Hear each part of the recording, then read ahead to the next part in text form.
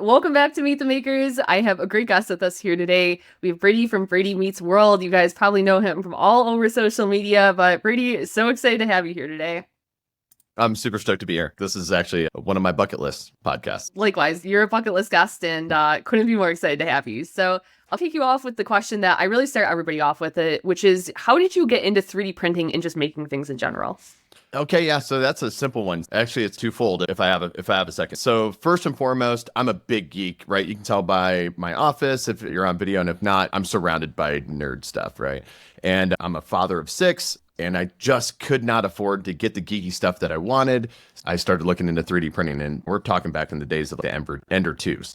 So it was pretty expensive still to get into. I thought that I could print what I wanted. And then part two was I'm a big archery guy.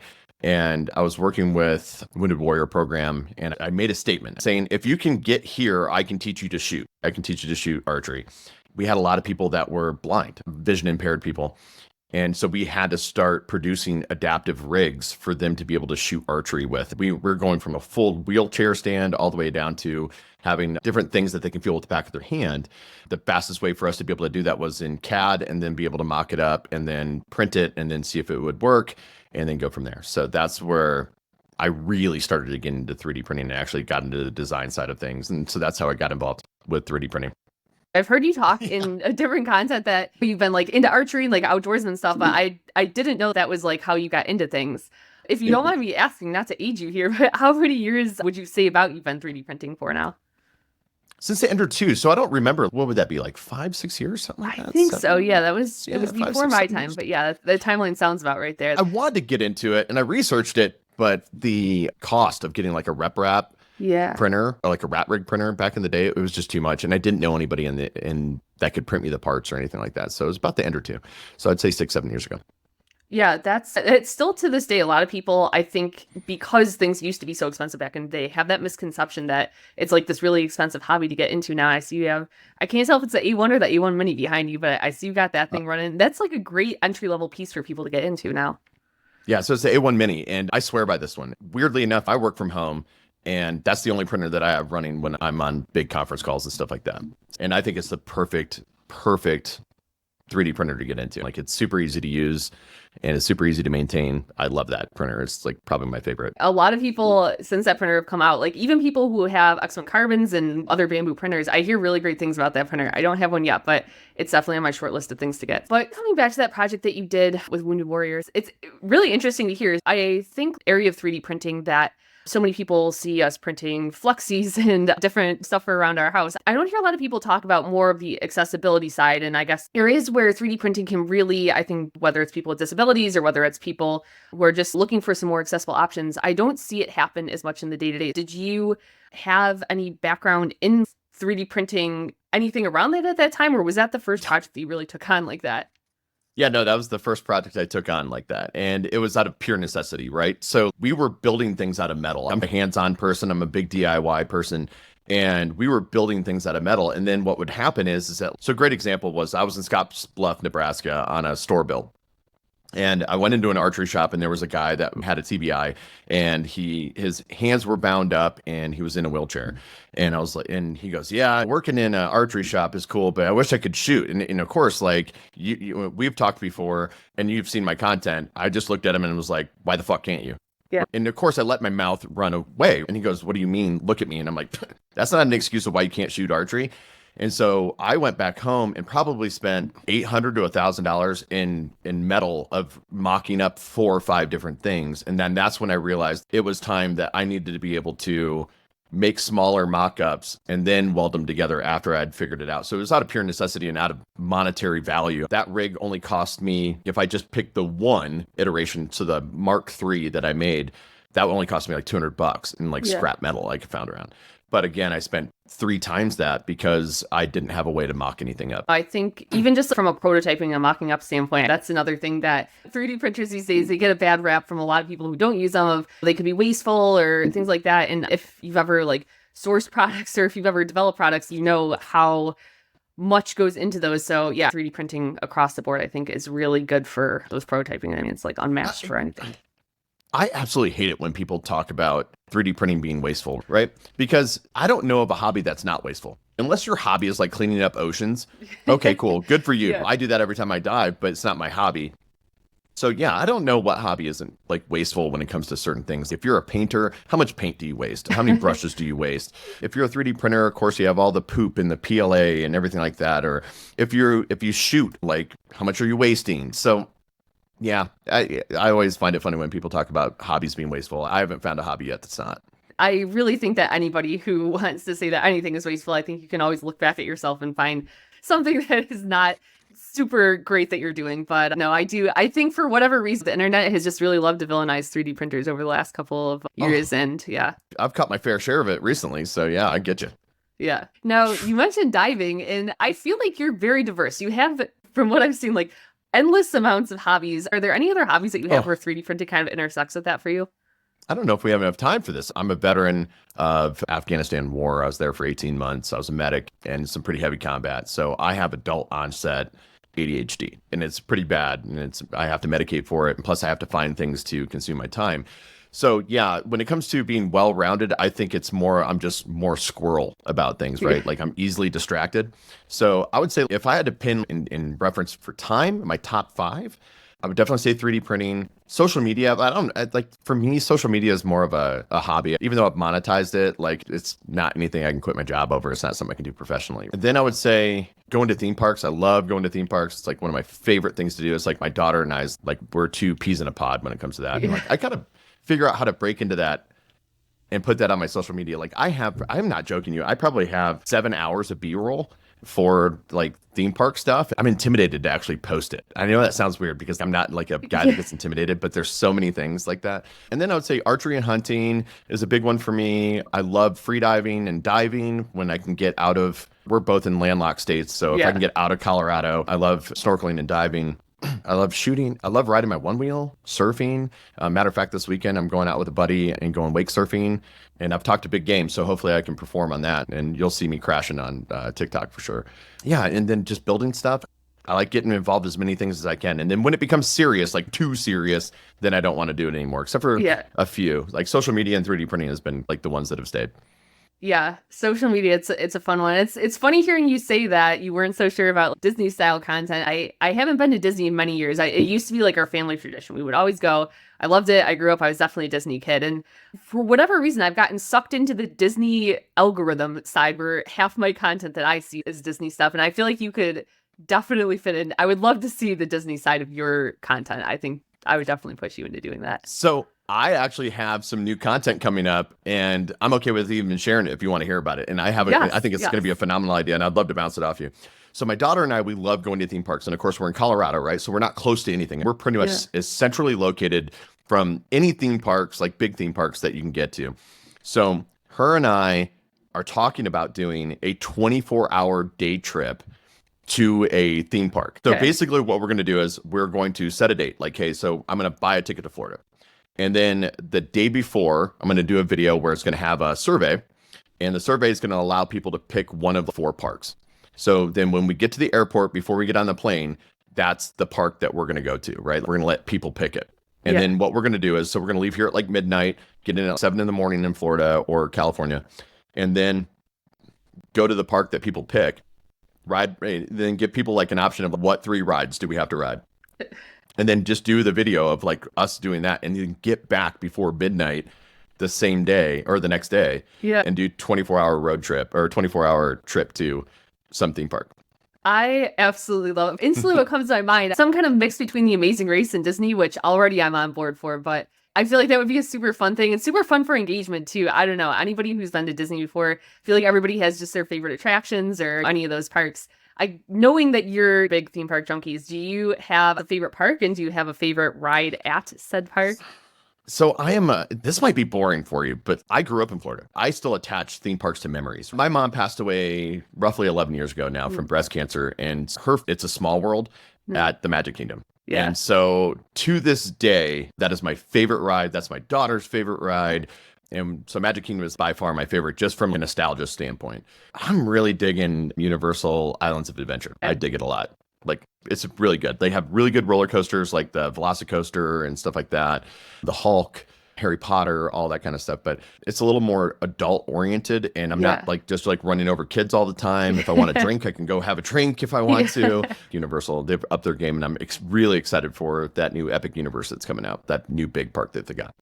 For the longest time, I felt maybe it was again because growing up, I had always gone to Disney and that was like our family tradition. But I always felt like Disney was really like had this stronghold on the best theme park. And then it seems like over maybe the last decade, Universal, I don't know if it was when Harry Potter World came out or I don't know. It just seems like they've really, like you said, upped their game. And every time I see content around it, I haven't been there in, I couldn't even tell you, almost 20 years. But yeah, it looks like it's a good time there. So that's definitely my bucket list I to was get trying out to there. organize a I was trying to organize a bunch of 3D printers to meet up for they have this thing called an Orlando Informer meetup. And maybe we should look at it for 2025. Yeah. Even though 2025 is already stacking up, and we'll talk about that later. But Yeah. I got some pretty cool trips coming in 2025. But they do this like the Orlando Informer, which is a newspaper. They basically rent out Universal for a night. And so I was like, oh, that would be great. So from 8 till 2 in the morning, you have the theme park to yourself. Get out. That's so cool. And it's all you can eat, all you can drink. And I'm like, No. I thought that would be really cool. And I missed all of the 3D print con things this year. Yeah. And I've gotten so much hell for that. But I was like, let's meet up at the Orlando Informer. And everybody's like, no, like we're doing this, that, and the other thing. And I'm like, that's fine. Yeah, no, listen, that sounds like the most fun that you could possibly have. Plus, with all the 3D printing people, I feel like you can't go wrong there. That sounds like a recipe for, I don't know if it's a recipe for fun or a recipe for disaster, but there would definitely be. Like, I want people that hate me there too. Like, I would love it. Because I want to sit next to them on a roller coaster and just record their face being pissed that they're sitting next to me the entire time. Who do you think that person, if you had to call out one person from 3D printing, who do you think that person would be? That doesn't like me? Oh. In a I'd probably friendly say, way. yeah, I don't know if it's friendly, but I don't have a problem. I would say, I think it's that North Side 3D Designs. I don't even remember their name, but like they got into a debate with Lightspeed about things. yeah. And I know he can be a little obtuse sometimes. He can be a Polarizing, little, yeah. yeah. But the thing is, weirdly enough, and somebody said it, and I thought it was so profound that no matter how abrasive he gets, he still helps people. It might not be the way that you want to be helped, but it's definitely abrasive. But yeah, Tim and I went back and forth, and I tried to help him out. I was like, hey, man, I would really take that video down. I'm not big for taking videos down, but like when you screw up hard, you might want to take it down. And then so it just kept going back and forth. And then I don't block people. So I think you know that. I don't block people ever, but it was vitriol to say the least. Back in the day, I took a long break from social media for the 3D printing community because I basically got ousted hard out of the 3D printing community back in the day. And so those people probably still hate me. They're not even around anymore, but they probably still hate me for sure. Yeah, I've only been in the 3D printing community for about 2 years now, and I always go on social media and say how much I love the community and how friendly it is. People always say there was a bit of a time of turmoil in there. Anytime you're on the internet, there's always going to be the crazies that come out. I've heard that over the years there's been some turmoil in the printing side of things. Dude, I got doxxed and everything. It was bad. I got mysterious packages sent to my house, Get confronted out. in the store. Oh yeah, for sure. And it was because I was taking away people's livelihood, right? Like that's what my whole channel was about. Yeah. If you go early on in my 3D printing, I was basically, people had Patreon set up to help people fix 3D printers and like tips and tricks and stuff. And I was doing it all for free. Yeah. On TikToks. Yeah. God It was forbid you pretty help bad. people for free, but yeah, it's weird how sometimes you can unexpectedly make enemies. There's been so many times where I posted a video and I just thought it was like the most innocent, fun thing, and you never know who's going to be upset by it. Yeah, the internet's certainly a crazy place. And rebranding too, by the way. I rebranded and that was pretty polarizing to say the least. And then I made a video where I made a in support of Pride helmet. And that was probably the most polarizing thing that I have ever done as a creator. And I'm still getting hate for that. And there are people that like you and I are friends with that have unfollowed me and stuff. I'm not going to call anybody out, but like, yeah, it's wild. That whole, I know you had a thread of videos about it. Honestly, it surprised me because again, I think about so many people that I interact with, and I tend to like to think of people in like the best light possible. That everybody's just here to have fun and everybody's here to just enjoy 3D printing. But it always surprises me when having an opinion can make people not even be willing to talk to you simply by associating with people on TikTok. I've had people who had to unfollow me or won't talk to me. It's really crazy. I would assume as adults we could all just get along, but unfortunately it doesn't always seem to be the case. The crazy one was like, it's somebody we're both friends with and we're still friends. Don't get me wrong. They're like, I just unfollowed you because I don't want to see that on my page. And I'm like, I get that, but here's the thing. I don't know if you've noticed this, but in social media as a whole, there's this new trend of having to describe to people or announce that you're out, right? Like when I don't want to see something, I just unfollow somebody. But there's this Yeah. new thing now where people are doing whole videos on I'm unfollowing this person, or Yeah. they're leaving comments, I'm unfollowing this person. Who cares? Be Yeah. out, bro. Yeah. I don't Yeah. get it. I think some people don't have lives outside of the internet, maybe, and that just becomes a high degree of importance in their life of announcing everything that is going on. And I think that's a tough way to live. Again, I'm sure you can relate, but as somebody who makes content, there was definitely a time when I was younger and would make content, and getting negative comments would just destroy my day. I'd be like so upset about it, festering about it. I couldn't stop thinking about it. And I'm definitely at a point in my life where like I just could not give a fuck. I don't care what anybody has to say at this point. I'm like, listen, I'm just gonna live my life, and if you like it, great. If you don't like it, that's fine. I think again, you would think like a lot of as people are adults that would be on the same page with that, but it's just not. I think people really get sucked into that whole world of comments and online personalities. Where was your mark? Where was your mark when you just stopped fucking caring about like all the Karens on the internet?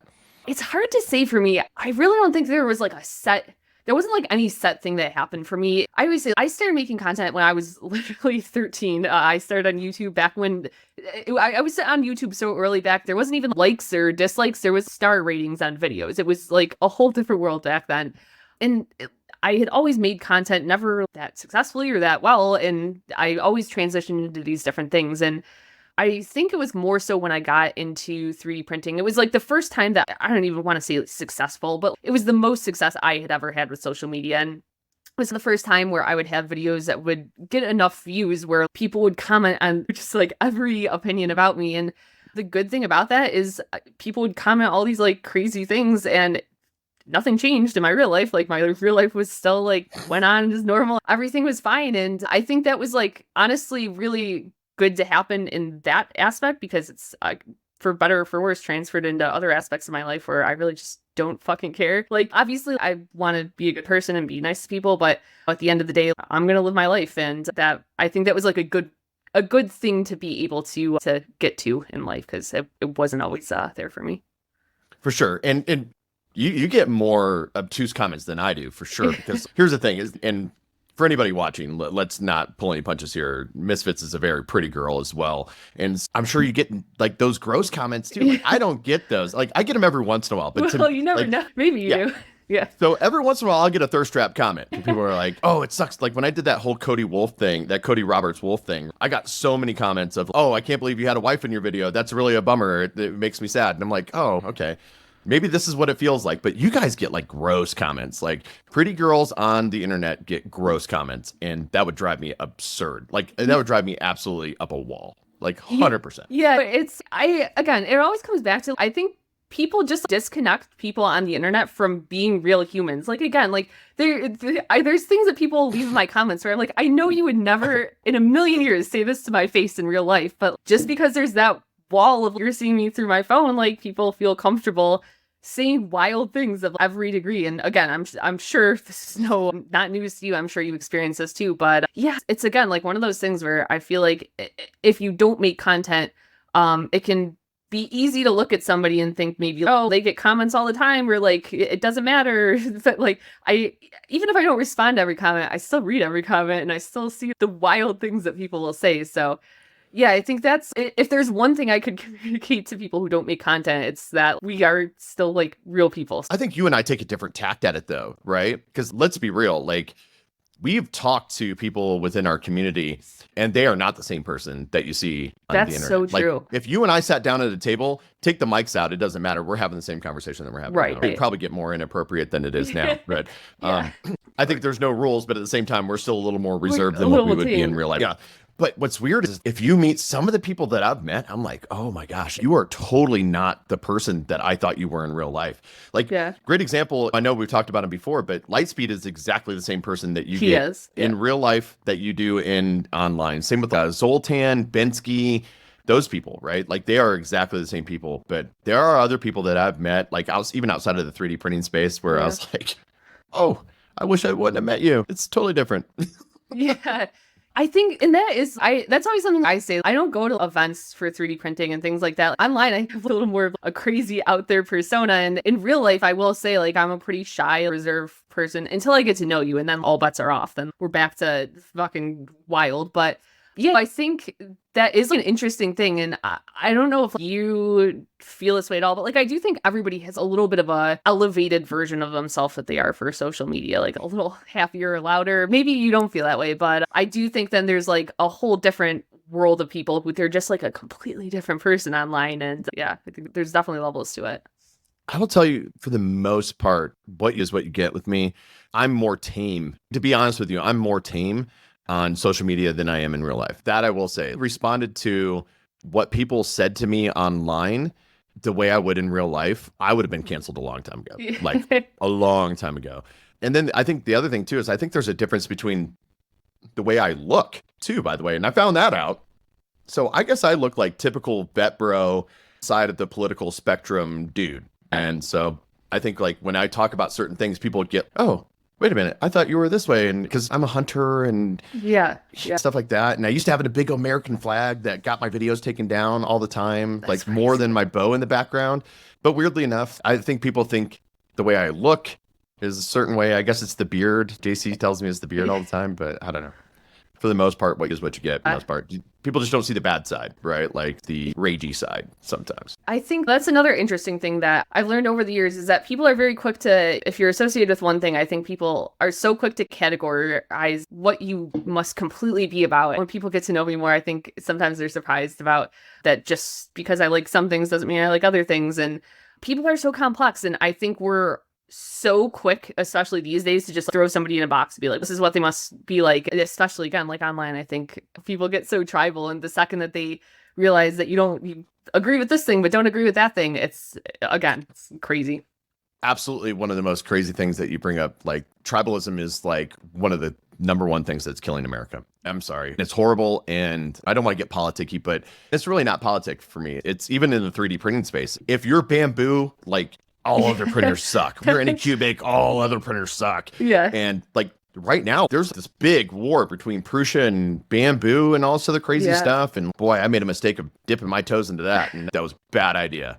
Bad idea. It's crazy how tied into just something like a 3D printer brand people get, but exactly that. I started on unders. I learned along as I made my content. Like my first content was my first month 3D printing. People saw my entire journey. I started out and all my content was about how I love my under and how I thought it was exactly what I needed at the time. And I got a bamboo and so many people were upset with me. They're like, how could you ever get that printer? Why would you? The under's actually better because of XYZ. I was like, I'm not going to come on here and lie and say that the under is better when it's not. It just isn't. I still liked it and it served the purpose that I needed at the time. And it was a great printer for me at the time. It's just funny how people really want you to be just like on their team. I think the thing that boggles my mind right now is so you can tell I'm getting hyped up. It boggles my mind right now is that people try to like skew facts about things to describe their feelings instead of just being like, I like this and it doesn't matter. And that was like my video about it was I'm like this, you cannot like when you look at the specs of a machine, right? That doesn't change. Like it doesn't change based on how you feel. The spec is what it is. And if you go by specs, you can't compare a Prusa Mark III to an X1. It's just, it's not comparable. You can compare it to an A1, right? But now we're also talking about like a huge delta between the price, right? Like an A1's $500 or $400 and you're talking to Prusa's $1,200, $1,300, not assembled. Yeah. I don't understand why people always have to try to factualize their feelings. Look, man, just feel a certain way and be a certain way. It's okay just to not like somebody because you don't like somebody. Right. Yeah. Or something. Yeah. I've only been 3D printing for a couple years now, but like when I first came into 3D printing, the X1 Carbon had just come onto the market. It was new. It was cool. Not a lot of people had them. Like I would see like It's Boy in Space and Uncle Jesse I'd see their videos, but not a ton of people had them. And the perception I got at that time was that like, the Prusa people were like, they were on top. They had the best machine. They were the cool kids. And I think maybe for some of those people, it was like a little hard to let that go of loving their Prusa. At least that's the perception that I've gotten from those people. Yeah, for sure. And that's okay. That's totally okay that people feel that way. But at the same time, I don't know. I've always been big on, I want tech to grow. And like the invention of the bamboo, like I'm not gonna lie, I was really hesitant about getting into bamboo. I think I got into bamboo after you, to be honest with you. Did you? Yeah, I've had mine for about a year now. Is that about when you got yours? Yeah, so probably about a year, so probably about the same time. I was a big Anycubic guy. Like I was all about Anycubic. And boy, they've really let me down over the last probably 6 months. The firmware upgrades to the Cobra 2 Max is just like awful. But weirdly, I was totally against bamboo for a while. And then I got one and I was like, okay, let me just see what it's about. Same reason why I Yeah. got a K1 Max. Like everybody was hating on it. And I was Yeah. like, let's see how bad it is. And it's actually, weirdly enough, out of all the printers I have, it's my favorite printer. Interesting. What Mhm. is it about that printer that you like? Is it the size or what do you like about that printer? Size, speed. Once you get rid of the slicer, it's super, super easy to use. It's no really different than a bamboo. And Yeah. I'll be honest with you, I'm really Yeah. beginning to hate multicolor. It's wasteful. It takes forever. And I can accomplish the same thing in half the time if I just print everything and then glue it together. Yeah. I got the EMS when I got my bamboo, and it was one of those things that for the longest time, I had my Ender for about a year before I got this printer, and I would see everybody, and I'd be like, that's so cool. I feel like I'm missing out. I feel like if only I had the capability, I'd print all this cool stuff. And honestly, I hate my EMS. I hate doing Yep. multicolor. I hate how long it takes. I hate how much extra junk is coming out of my printer. And yeah, I don't know. I know a lot of people like they love it, they swear by it. It's not for me. It's a huge hot take, right? But I think multicolor, it's good for somebody like my wife that wants to make like ornaments for Christmas or something like Right. that. So it does have its place. But realistically, for what I do, making helmets and fidgets and stuff there's no point. Yeah. Absolutely 0 point. Or even Right. prototyping. For sure, yeah. I know you're known for you're the king of fidgets, but I feel like you make a lot of helmets too. And I don't hear people calling you the king of helmets, but Not. I know you've said like you recently got some helmets in the mail from really cool creators, and you said, "Oh, you'd never be able to make it." And I don't know. I mean, I believe in you. I feel like you could. But do you have any kind of like hot takes or hot tips for people who are looking to get into helmets? Because that's a question I get a lot. Actually, is like a lot of people in the comments are looking to get into helmets specifically. So, do you have any advice for people looking to get into that? Yeah, so two. One, if you're sizing a helmet, just drop it through the build plate and only print part of the helmet, right? And you can size it that way. Everybody uses these programs and like guess methods and calipers and all this other stuff. I'm like, dude, find the helmet you want, drop it down to where your head's the biggest, right? So it's like between the back of your head and your temple, Yeah. and drop it down and just print like 4 or 5 lines and stick the dang thing on your head. It's the easiest way to do it. So that's one, right? So if you're sizing a helmet, I have videos on it. If you're sizing a helmet, that's the easiest, fastest way to do it. Print like 10 lines, 15 lines, and put it on your head, and it'll tell you if it's going to fit. If you're finishing a helmet, and this is something that I just found out, all of this sanding and primer filler and all this other crap that people have been using in Bondo and everything else has now gone away. And all of the pros are just taking what you would use for a resin printer, painting it on the helmet, curing it, sanding it, and they do that 5 or 6 times. And you get a perfect mirror finish on it every time. Yeah, man, I wish I would have known that one. I don't know if you saw, but I did a helmet swap with Jake DeRosa, and it took me like a year to do, which is embarrassing. True. But yeah, that the sanding and the priming and the million of different supplies that I used to do that whole process with, it was a total nightmare. It was a learning process, so I learned a ton along the way. But yeah, towards the tail end of it, then I started getting people in the comments, and they were telling me about exactly what you said there for the resin. So yeah, that's if I ever get back to doing helmets, which I don't know that I will because it You was should. a painful process. You should. And then you got a helmet from Jake DeRosa, which has been doing that for a year and a half, 2 years now. Has been doing the UV resin. Like he lives right down the road from me. And I went there and I was like, man, it takes me forever to finish a helmet. It takes me like a month and a half, 2 months to finish a helmet. He's dude, it takes me like 4 hours. They're so cool. He does such a great job painting it. I don't know if you saw, he's redoing his like maker room and he just repainted his whole logo on the wall. He's a talented dude. He's very cool. He is. And he's got a baby coming pretty quick. I know. Too. I'm so excited for it. It's a girl. I'm so excited. He's gonna be a good girl dad. So I called that like 6 months ago. He was like, what do you think I'm gonna have? I'm like, girl. I didn't even have to watch the full announcement video that he had. As soon as I saw it come up, I was like, yeah, I know it's a girl. So yeah. Like leading up to this, watching through, I was creeping through all your content to prepare for this. But you saw some cringy stuff. Nothing too bad, just the usual. But one of the other things that I heard you talking about in regards to helmets and printing them out, and maybe I misunderstood because it doesn't seem like it would work, but I think you said that you don't print your helmets with supports. Did I misunderstand that? No, so I don't print them with center supports. So you Okay. never support the center of a helmet unless it's like a cone head type thing. Even then, yeah, very rarely do you ever support the center of a helmet. And the reason why you don't is because the fastest way to get a layer shift at height is the nozzle hitting the support. Supports have a tendency to move, right? So what will happen is here's a support sitting here. For people who are just listening, a support is like a long thing that you can print on top of, and they have a tendency to sway. And when they sway, one of the sides will actually lift up. And so it'll be higher than what it was. And when we're talking about 0.2 millimeters, that's not a lot of space. So when it flexes up, the nozzle will hit it and it will cause the nozzle to jump. And you don't need to support a dome type helmet, right? Yep. Because it just puts layers on top of the layers. The inside of it looks a little screwy, but I have way less failures that way and I waste way less material. So the only thing I support is usually like where the eyepieces are, or if the helmet is cut to where it wouldn't sit flat. Yeah, that was an interesting tip for me because I don't have a large enough printer to print it all in one piece. I was printing it individually, but I know for other prints that I've done before where it's like a similar shape to that, I've had those layer shift issues, and it's always a bitch when, you're laying down that 15-hour print and right towards the end, you get that layer shift at the top. So I was curious to try that. Well, you have a P1P too, though. So there are a lot of helmets that you can actually print. Like Mando helmets are big buckets, right? Yeah, They are huge buckets. But like right now, with your P1P, you could totally print a Deadpool helmet. You could print a Wolverine helmet that would fit. There's a lot of different helmets that you could fit. So don't count out your P1P because there's a lot of helmets that you could print on there. And then there's helmets that I can't even print on my K1 Max that I would literally have to go to like my Cobra 2 Max to print like a Gladiator helmet or something like that. I'd have to go to a huge format printer to be able to print it.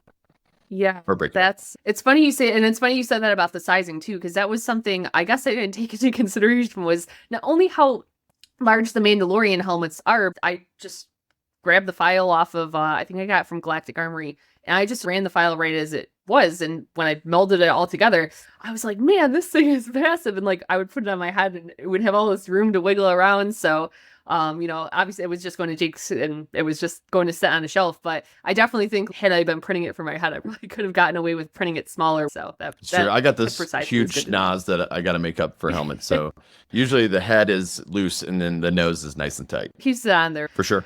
Do you have any kind of large scale projects that either you're working on secretly or that you're hoping to get into at some point? So yeah, I got two actually, and I'm just trying to decide between the two. So the first one is I want to do a full scale, not working, but I want to do a full scale Wally. I love Wally. Oh, like yes. love Wally. Yeah. And I like with Wally, I was really worried about skills. So I think I've upped those a lot and I've figured it out now to where like I can really like make a go at it, like with airbrushing and stuff like that. You'll definitely be seeing that. But again, for content, especially for short form content, making a big project sucks because people want to see the next iteration. So I'm thinking about just like recording it and then dropping it, or except for on podcasts and stuff. Because again, there's nothing you can ask me that I'm not going to tell you. So yeah, that. And then the other one is, do you watch Game of Thrones? I don't. I feel like I feel like I'm the only person in the world who has not seen Game of Thrones. Oh, yes. I'll text you later because I'm gonna be on you about this. But they have this new show called House of Dragon, and this guy's armor, this Daemon Targaryen's armor, is probably the coolest armor set I've ever seen. It's like medieval but dragony and like fantasy, and so I would love to do a Daemon Targaryen full armor set. Like full armor set would be awesome. Hopefully by the time that you're working on that project, hopefully I've at least started Game of Thrones. Because I've had multiple people get on me on that one for not watching it. I'm historically like I almost watch no like standard TV, so I'm always completely out of the loop with any cultural thing that's happening. Yeah. I think it's right up your alley because no matter how famous the person is, they're not safe on the show. They could be there or they couldn't be there. It is like twist after twist, and each show is almost like a movie. To be truthful, it's awesome. Yeah, I've heard people say that they get really invested in certain characters and then they're just gone. It gets pretty wild. So I definitely think I would like it. I just need to sit down and dedicate the time to watching it. Now, one quick warning. It does get a little risque. That show gets a little risque. And I've done a lot. That's okay. Yeah, I'm sure I can handle it. But yeah, there's a lot of shows. I always say I'm waiting until maybe this is a bad strategy, but I'm waiting until I'm like old and can't do any of my other things that I want to do to watch like all the greatest TV that's ever happened. So maybe I just need to dive into that one early. But yeah, that's been on my list. I think the reason why I've gotten into shows now, and it seems to be a common occurrence in the 3D printing space at least, is that I probably only sleep like 4 hours a night.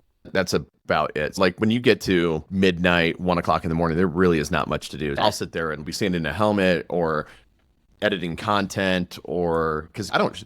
Okay, Real quick, I have to ask you, do you shoot every day or do you just shoot one day and have 5 or 6 videos in case you don't want to do shit later on in the week? For me, I think a lot of people they're like, I post a video every day, no matter what. And I wish I could be that person. I'm not. I don't. I will have days where I'm like super inspired and I'm just having so much fun and I'll make 5 videos and I like post them all that day because I get so excited and I can't wait to post them.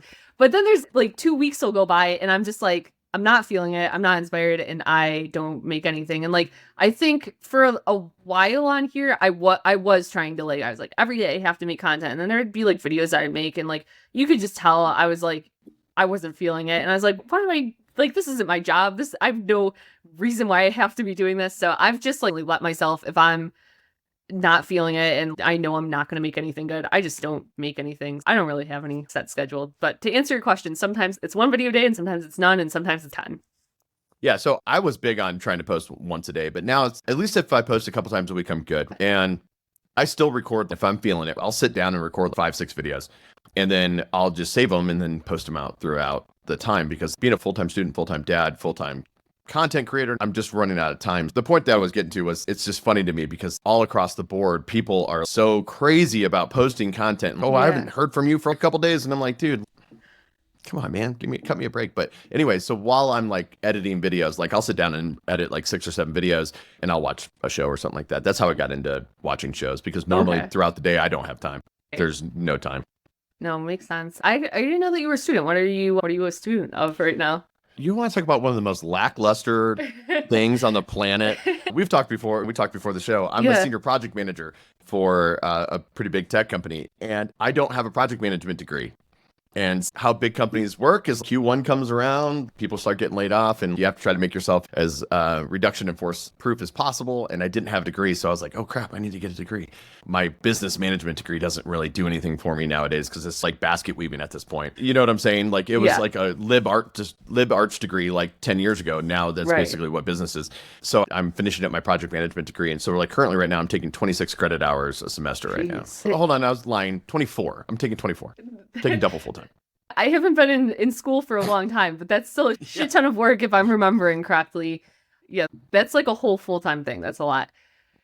Similar, I do product management for my profession, and I had no background in it. I had a psychology degree, which is even less helpful in that field and really not helpful for anything if you want to be employed. But I think you said it's boring, but I think it's good for people to hear about it, at least for me, like product management or project management, because I never had heard about that growing up. I didn't even know that that was an option until I'd been working at my company and they had approached me and asked if it was a field that I wanted to get into. I think I spent a lot of time when I was younger and kind of coming out of college, just having no idea what to do with my life. I still don't know. I don't think anybody knows. But I think for people who maybe are looking for something that is a little more unique and lets you dip your toes into a lot of different areas, I think both those fields are like really cool fields to just explore. And they're just not things that I hear people talk a lot about. And so if you're a younger person listening, maybe explore product management and project management, because I think they're both pretty cool fields out there. And weirdly enough, I do both. To be truthful, I do both. So I do incentives for a large tech company. So I use incentives to drive the front line. But realistically, I work with product teams every day about how do we make this product viable to the front line. So I work with product managers all the time. It's tech. In tech, like people will come out with the dumbest thing in the world, and then everybody's trying to make that product like the most amazing. And the good thing is that at least from a project management standpoint, I can have that honest conversation with them going, hey, this is not going anywhere. And then the other thing too is it's great is like being a small time but not minor content creator, right? I think anybody over 10,000, 15,000 on TikTok following, like, you've at least figured out something, right? Like you're doing it and you figured out something and have a following. One thing that it's nice to be able to talk about is like with my company is I can go back and go, hey, you guys are marketing this to content creators. There's not a content creator on the planet that's going to use that. Like not one. Yeah. I'm like, that's not where you're going with this. You need to be talking to like moms, or this is just such a niche product. Like it's going to be a Casey Neistat. Nobody else is going to use it. And nobody else is going to spend $5,000 on this camera. I'm just not going to make room in my budget to afford that. If a camera's over $1,000, I'm not buying it. I'm sorry. I'm not buying it. Yeah, speaking of cameras, I feel like you've always got like quite the tech stack in your videos. You've always got I do. a wide array of interesting products and tech items that I've never heard of before. And I'm like a similar boat to you. If it's over, I'm not buying if it's over $1,000. I No. personally film every single thing on my cell phone. I used to be very into photography and I had a bunch of DSLRs, and people often ask and say, "Oh, what camera should I get? I want to get into this. Do I need to buy an expensive camera?" And I always say like the best camera you have is whatever's going to make it the easiest. For me, that's my phone. But for you, I'm curious, like you seem to Okay. have a lot of different kind of devices that you use. So like, do you have any kind of, maybe if you could only have a couple pieces of equipment, like what would you roll with for your setup? If I could only have, let's say I could only have one camera, it would be my Okay. phone. Yeah. Yeah. It'd be my phone. Yeah. 100% invest the money in a good phone. Yeah. So more of your Samsung Galaxy side or your iPhone side. Yeah. Get the best phone that you can afford before you go and spend $600 on a camera. Yeah. Right? $600-700 on a camera. I am a huge audio person, right? If I was going to take any money outside of my phone for content creating, it would be go get a mic. Even if it's the cheapest mic out there, go get a mic. But if you're willing to spend $100-120, I think that's the number one leveler for content across the board is getting a mic. And so whether it's like I have the DJI system, but it came with what we'll talk about here in a moment. I think if you spend it good money, like on a Newer or Hollyland or something like that, it's going to up your content. And matter of fact, I just proved it with helping Juan Makes. He did a video with me. And I was like, dude, you got to get a mic. And he's just not in the budget. I'm like, I'm sending you one. Like, you're a good buddy of mine. I'm going to send you a mic. 100% upped his game. Okay, but let's talk about if I had to leave the house with a couple. So I use cameras, but I would 100% tell anybody if it's in the budget, the Osmo Pocket 3 is, and I would show you it, but I'm actually using it as a webcam right now. So it's a webcam, it's a vlogger cam, it does landscape, it does portrait mode, it does everything. It literally does everything. And it fits in your pocket. I never leave the house with that thing. Right after this, I'm going to go pick up a new camera for long form content because I've been told that I need to get into that. And so I'm going to listen to the masses. But I'm going to go pick up a Sony I don't know, ZV-E10 or something, like whatever it is. And I can people never keep all up have their track with opinions. the numbers on those, but yeah, I hear those are good. I And, know what and you're talking here's the about. thing is that people will probably fillet me on this, right? But realistic, if I had to leave the house with just one camera, it would be my Pocket 3. And anybody that talks to me, I'm very passionate about it. It has a good battery life. It comes with a mic. It comes with a stand ready to roll. And DJI is such a good company that like they take feedback really well. So take, for example, like the gimbal, like right now, I still have active tracking on the camera right now as we're talking. But as you can see, I can move around in the screenshot and it's not moving in the background.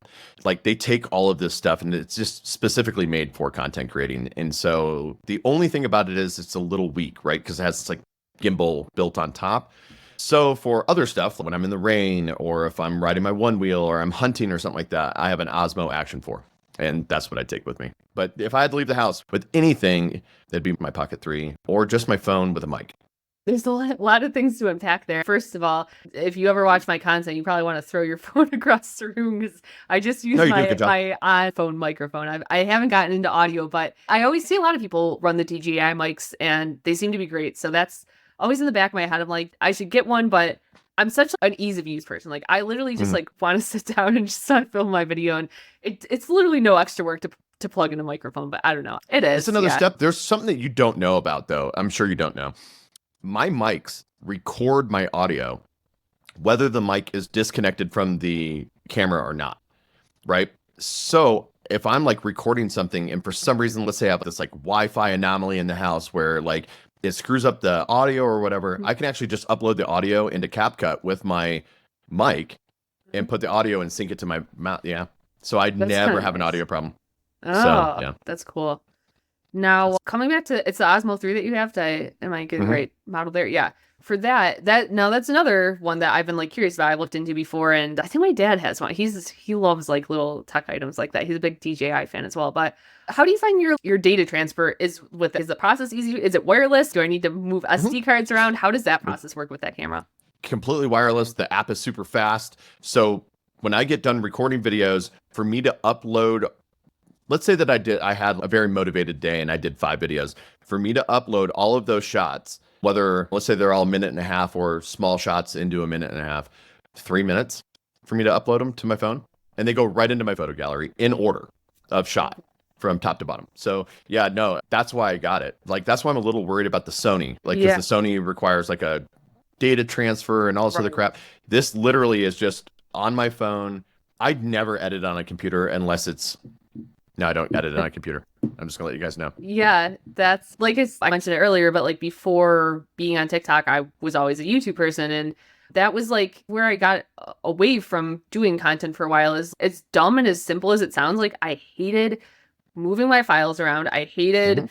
just like editing on like I hated that I had to sit at my computer and edit. I love now everything I do. Like I use CapCut too, and I can sit on my couch and do it, and it's so seamless and easy. But yeah, that was like a thing that I just hated moving those files around. Oh yeah, it's awful. It was the same when I had the Ender. That was probably the thing I loved the most about the Bamboo is just like sending the file right to my printer and not having to move around SD cards. I don't know what it is about SD cards. It just drives me nuts. It's probably because I always lose them in my house. I always misplace them. And for all you haters out there that are listening right now and they're like, "Oh, that's just lazy." Fuck you, dude. Yeah. I'm sorry. Like You know I it's have coming.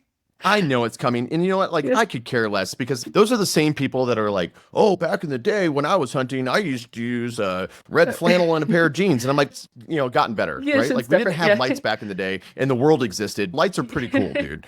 So, yeah. Those are also the people who don't make content who are going to be like, It's true. oh, it's so lazy that you wouldn't do that. Private account. Private account. When you're talking about tech, when you're talking about cameras, here's another hot take. I absolutely hate it, and I'll never buy another one again for the exact reason that we're talking about. It's the 360 camera. I'll never buy one again. It's just such a pain, and the files are so huge. The only real way to edit them is on a computer. You can do it on your phone, and it's available, but it's just so hard to do. There's no point in having it. I like the idea of it, like that I don't have to worry about where the camera is shooting at. Right, So if I was brand new to doing content or doing just shooting videos and stuff like that, maybe I'd be able to get into it. But I'm so used to now worrying about like ISO values and like exposure values and where my camera's pointing. I don't need something that I can just pull out of my pocket, stick in my mouth, and ride a roller coaster with, right? Like it's right. When the Insta360s came out, all my favorite creators, I'm a big Casey Neistat fan. I feel like he talked about it. A ton of people that I loved, they were really hyping it. I was like, it's so cool. I got my boyfriend one. He was getting into content at the time, and he thought he was going to do like car content and things like that. And I think he's used it once. I don't think it, like you said, it's just, it's not, I don't want to say it's a gimmick, but I just feel like it was cool when it came out and it was like cool in its time. And I feel like some people still love it, but yeah, it wasn't something that ever caught on for either of us. I think it's the same as like an AMS though. Like the AMS was like super cool in the beginning. I'm like, oh, you know what though? Funny thing about the AMS, actually real quick, let me just finish my thought. I'm sorry. Like again, I get sidetracked. It's like the AMS, right? Like I was super stoked about multicolor and then turn right around and now like I try to avoid multicolor at all cost. But where I was going to go with that is that one thing I would love to see them adapt from the AMS to one of these single color units is how easy it is to load filament and unload filament from the AMS. Like, why haven't we got there yet? Because the K1 Max is horrible. Absolutely is. Oh my God, it is. So you have to fish it up the side and then you have to fish it around like into this thing. And then it has this like hard 90 into the hot end. And I always end up having to take it off and like kind of stick it in there. And then you have this like weird little lock mechanism and everything.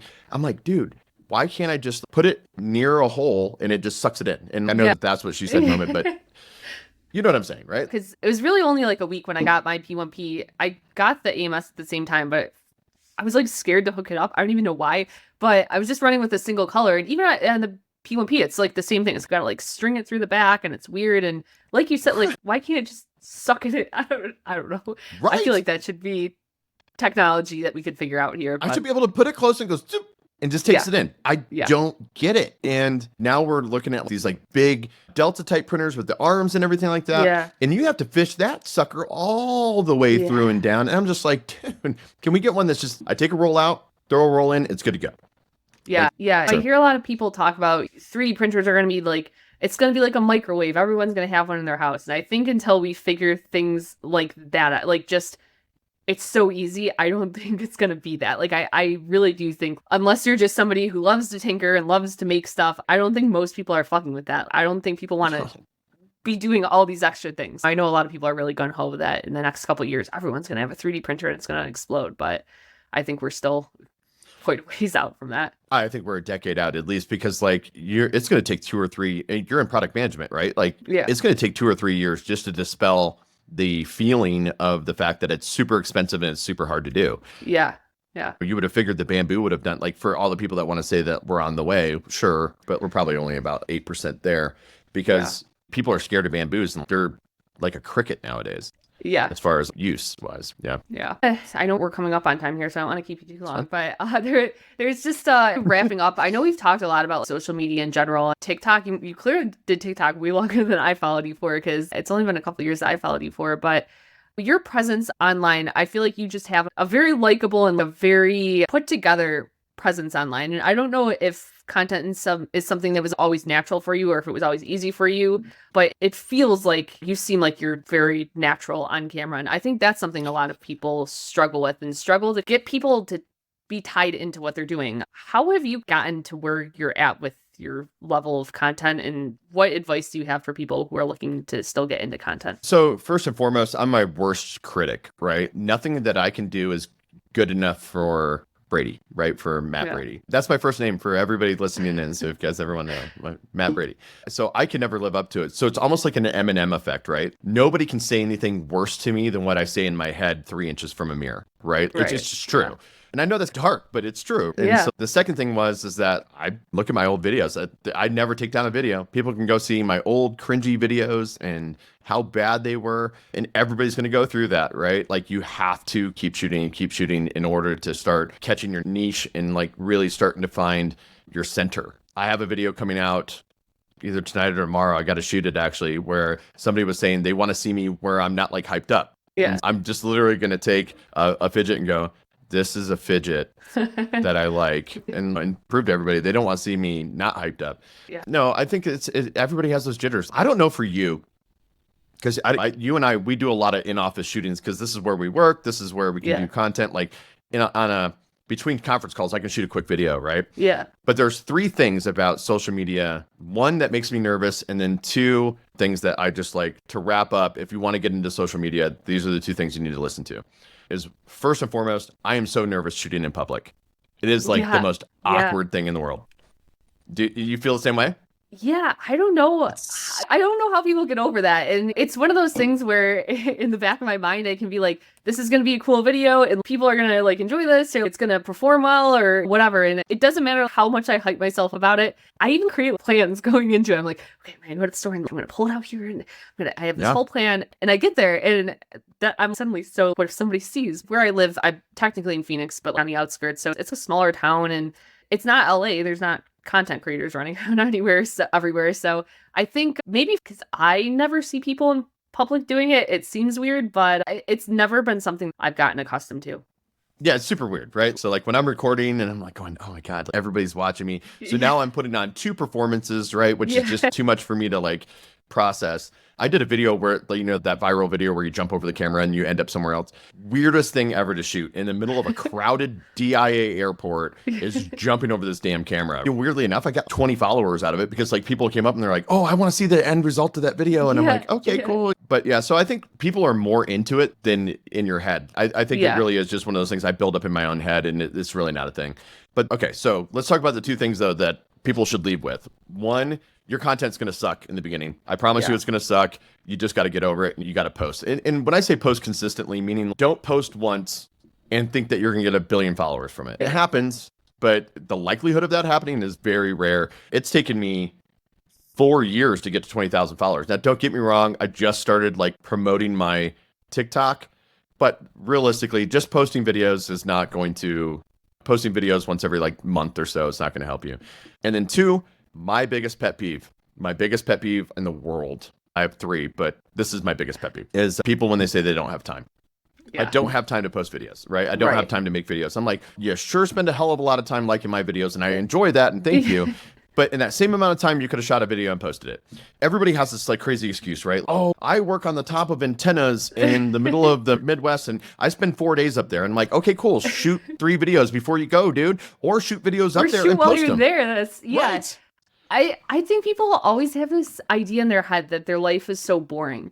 And I literally think maybe there's some boring people out there actually, but I think most people have unexpectedly exciting things in their life. I think a lot of people, I get most people can't like take their camera to work with them, but I think there's so many people who have such interesting jobs where those are some of my favorite videos to watch, where like the curtains pulled back and you just get to see all those things that you kind of always wondered. It's boring to that person because they do it every day of their life, but that's my favorite content. My favorite content, like truth be told, my favorite content right now is watching people that like, okay, first of all, let me say my least favorite content, and people need to stop posting it because it is the worst content in the world, is people who are smug about things. Like, I hate it. Like, I absolutely detest that content, is people who are like very smug and you're going to tell me how things are. I'm like, bro, I'm over it. And it seems to be really bad in tech, any kind of tech posting.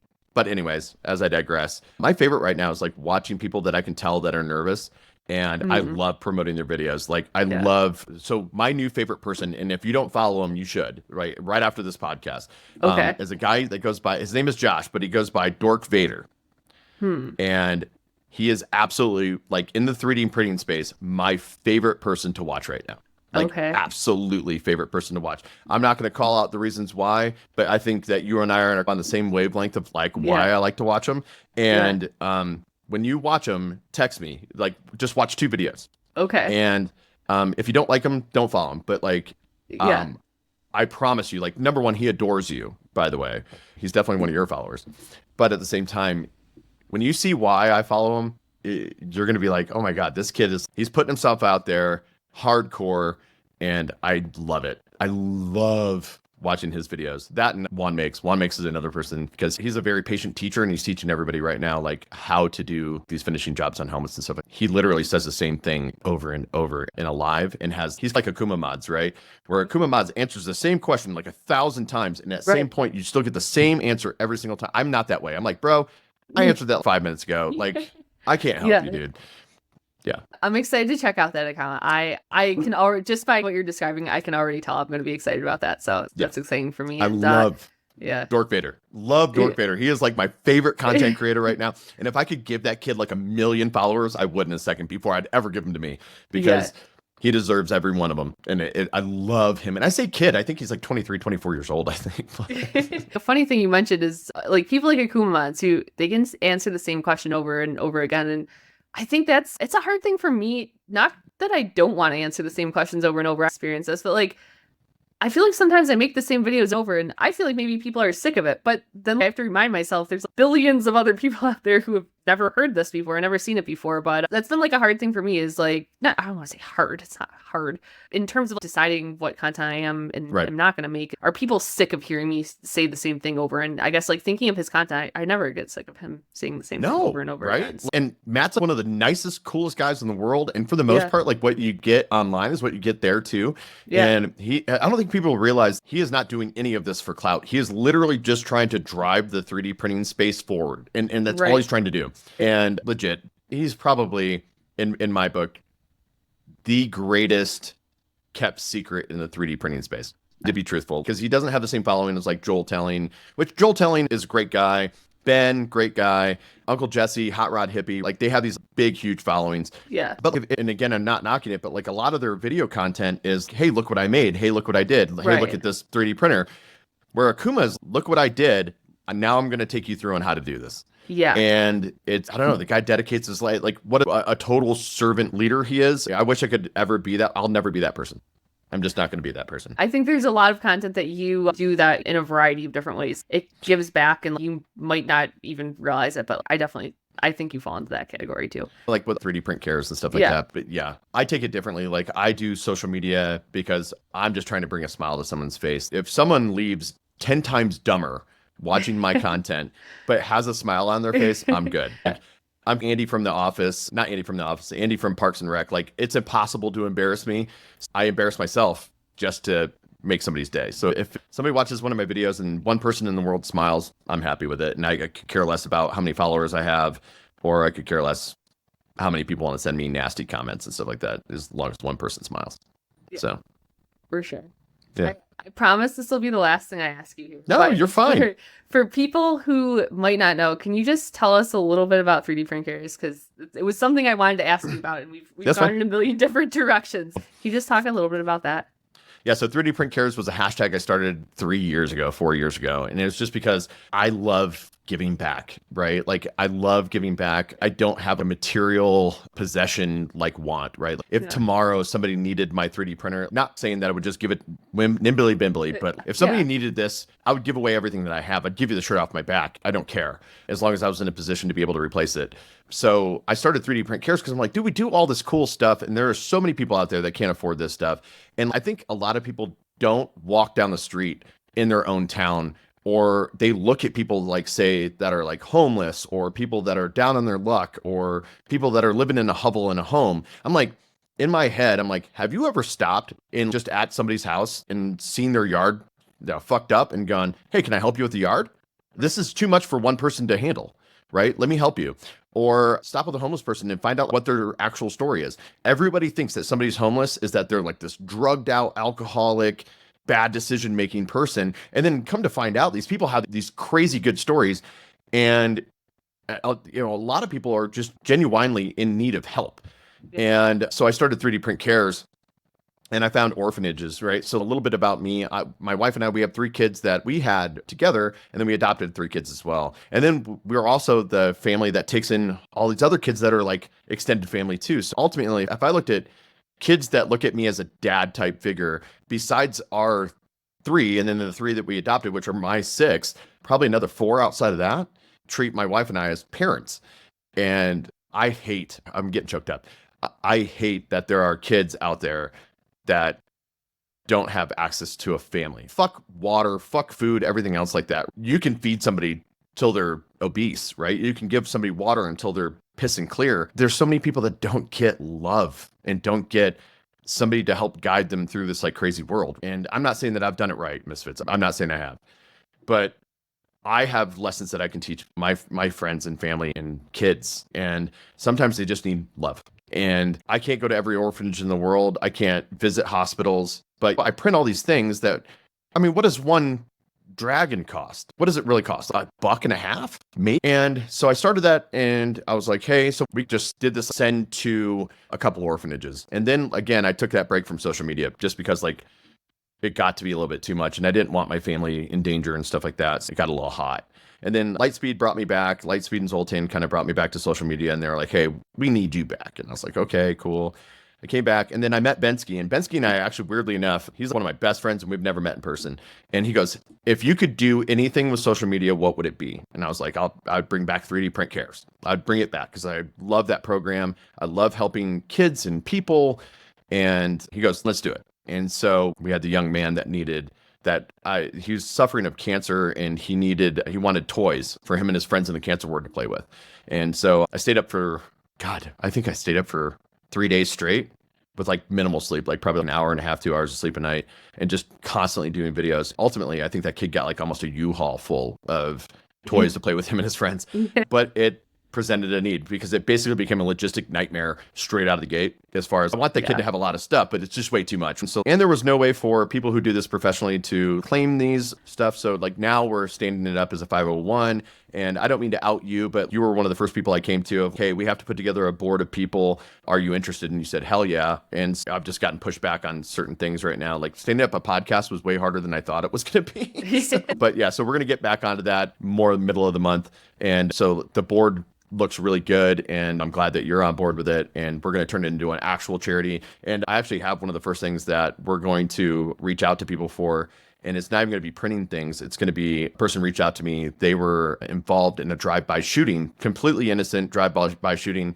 They were shot in the head, and they were a big-time gamer and streamer. And now they only have use of one hand. And they were wondering if somebody in the 3D printing space could design a way to use a one-handed PlayStation controller. And I'm excited to launch that. And so I was waiting for the whole charity to get pushed through. But at the same time, I think I'm probably just going to this weekend, just do a video on it. No, it's so sad to hear that. But knowing the people in this community, I'm confident that there's going to be a lot of really cool things that people come out for that. And it's one of those things that's not that what happened with the little boy who had cancer isn't great, but that's something that like once that file is out there, there's no limit to like how many people that helps. And again, that's one of the really cool things about 3D printing is it really, I feel like you never know how far like the reach of something like that goes. So that's super cool. I think we take for granted all the time, like how cool it is what we do, right? Like it's super cool that I wanted a G.I. Joe light box and I just made it. If I want a fidget toy because I'm nervous about going on Misfit's podcast, I can just print one right before it and I can play with it while I'm talking to her because it was a bucket list podcast that I was going on. And so when people see it, they think it's completely unobtainable and it's not for them. But if we can send something that costs me $1 or $2, I waste that every day, right? I waste $1 or $2 every day. And if I can send that to somebody and it makes their day, again, it's just like content. If I can make one kid smile or one person smile or give something to somebody that they haven't had, my day's fulfilled, man. My day's fulfilled. No, absolutely. There's a million other things I could talk to you about, but I think that's a good ending point. We'll have to do this again at some point, but I so appreciate you coming on here and just talking through everything. For people who, for whatever crazy reason, aren't following you on places yet, where can they follow you of what you're currently doing? And it sounds like maybe you're engaging into some more longer form content soon. So what do you have coming up on that side of things? My main account is Brady Meets World on TikTok. It's the only Brady Meets World. So you don't have to worry about Brady Meets World 1965 or something like that. I'm sure it will change, but right now it's Brady Meets World on TikTok. And it's the same across, right? So Instagram, YouTube, everything else. But I would suggest go check out Instagram and YouTube, but I don't really post anything on there. I'm going to start now. I'm going to take that a little more seriously. And then, God, I hate to say a podcast though, Misfits, because like I'm on your podcast and I don't want to plug a podcast when I'm on your podcast. Plug the podcast. Please plug it. We also have a podcast. It's called Basically Us, and it is my friend Bensky and I. We took the Seinfeld approach. It's not really about 3D printing. It is just more a podcast about everything and nothing all at the same time. It's just us going through life and what we notice. And so take, for example, we talked about camping and we talked about Wish the movie last time and just stuff like that, getting ready for a vacation. But we don't avoid anything. And so we'll talk about everything. So Basically Us, and that's available wherever podcasts are available. And even also on YouTube, where if you want to watch the video of us, I don't know why people would want to stare at our ugly mugs, but if they want to, cool. Again, thank you so much again for everything you do in 3D printing. And thank you for coming on here today. It's a pleasure getting to know you more and talking through you. And that's all that is. Meet the Makers.